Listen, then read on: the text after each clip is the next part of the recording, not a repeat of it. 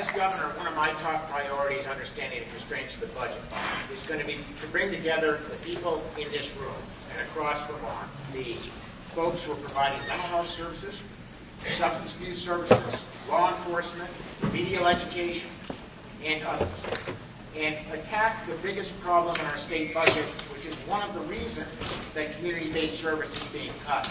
The second biggest area of growth in the state budget right now is corrections.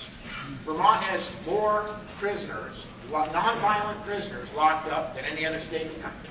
It's the biggest area of growth in our state budget.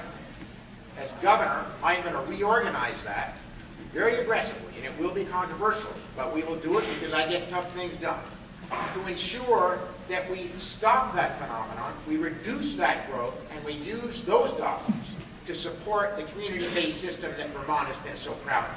How are we going to do it? And let me tell you where this comes from.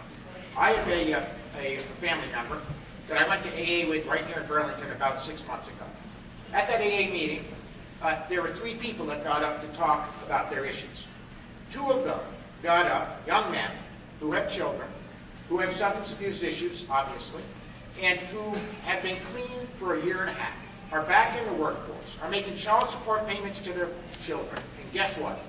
They were being sent to prison in Vermont in the next 6 weeks for offenses, nonviolent offenses that they had committed to feed their substance abuse habits.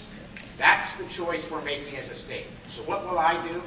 I will ensure that instead of spending $40,000 to $70,000 a year locking those folks up, we have the most aggressive and thoughtful mental health delivery system, substance abuse treatment system, education system to get these folks back in the workforce, prevention programs, and then we utilize those dollars saved so that we don't have to slash and burn our community-based system, which is what the Douglas Duty team has been doing.